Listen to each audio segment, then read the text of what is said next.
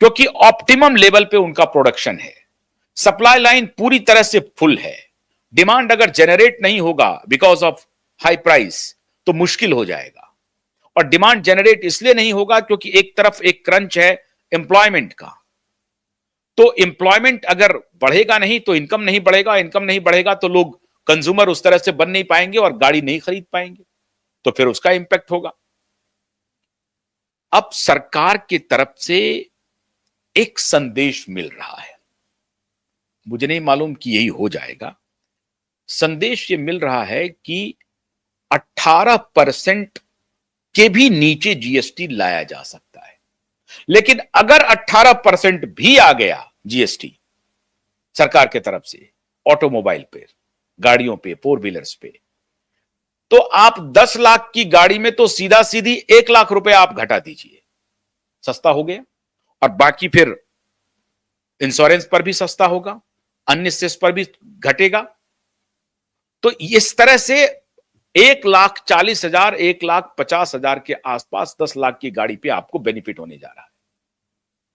और अगर 1.5 लाख का बेनिफिट 10 लाख पर है और 20 लाख की गाड़ियों पे आप 2-2.5 लाख का बेनिफिट हो जा रहा है, 2.5-3 लाख के आसपास बेनिफिट हो रहा है, तो फिर एक अप मूड आएगा मार्केट में गाड़ियों को खरीदने को लेकर के, और फिर उसका रिपल इफेक्ट होगा, कास्केडिंग इफेक्ट होगा। और वो कास्केडिंग इफेक्ट जो है वो अपवर्ड होगा, वो डाउनवर्ड नहीं होगा।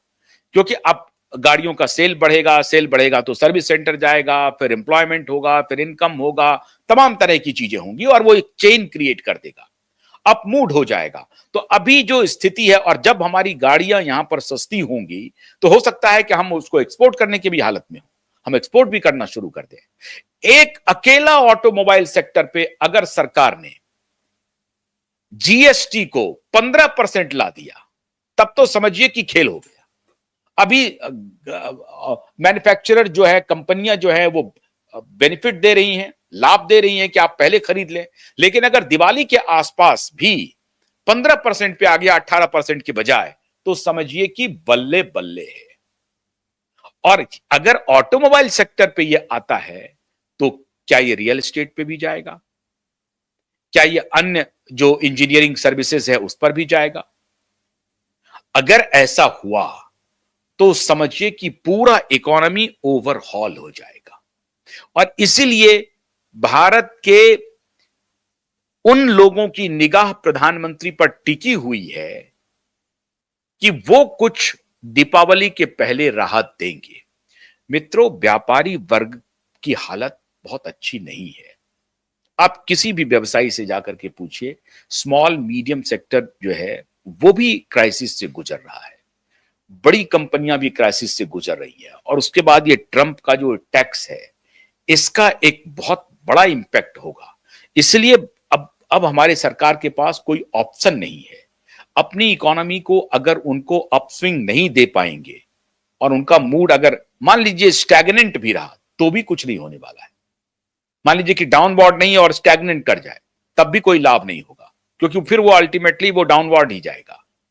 आपको अपवर्ड करना है, और अपवर्ड करने के लिए आपको किसी भी हालत में ऑटोमोबाइल सेक्टर में 28% के जीएसटी के स्लैब को हटा करके सीधा सीधा 15 या 18%, मिनिमम 18 और मैक्सिमम आप 15-12 कर दे तो फिर बात ही क्या है, फिर तो समझिए कि स्विंग आ गया। क्योंकि आप इंफ्रास्ट्रक्चर को बहुत हद तक ठीक कर चुके हैं और अब जितना आपको टैक्स चाहिए वो आपका कलेक्शन बहुत अच्छा चल रहा है। 7 लाख, 8 लाख, 9 लाख करोड़ का कलेक्शन चल रहा है।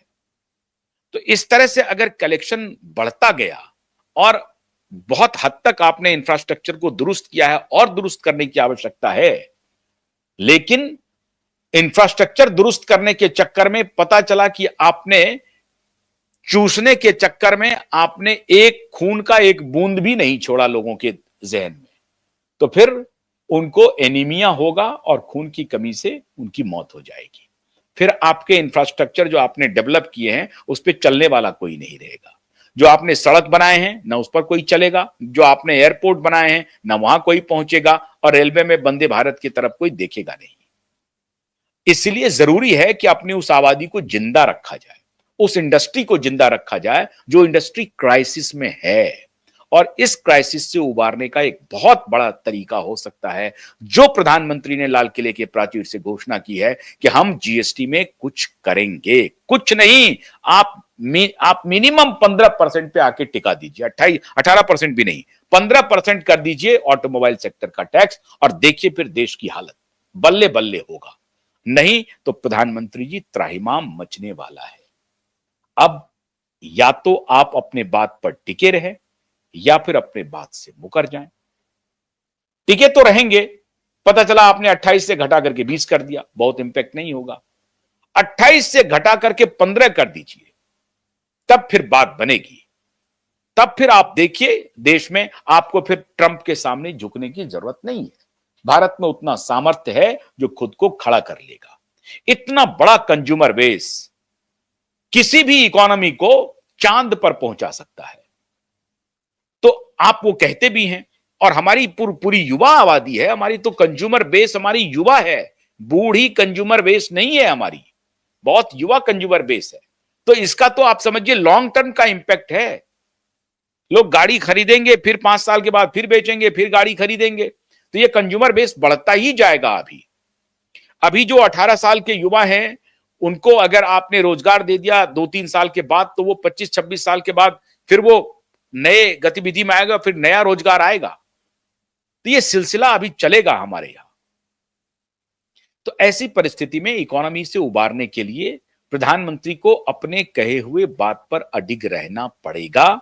और हम उम्मीद करते हैं कि दीपावली से 10-12 दिन पहले, निश्चित रूप से दशहरे के दौरान ही, बल्कि हो सकता है कि दशहरे के शुरू होते ही या दशहरे के दौरान 10वीं तक आते आते आपको जीएसटी पर कोई ना कोई बड़ा खुलासा देखने को मिलेगा और बड़ा रिलीफ मिलेगा। अगर ऐसा हुआ तो फिर बल्ले बल्ले, नहीं हुआ तो राह बहुत कठिन होगी। बहुत बहुत शुक्रिया। नमस्कार।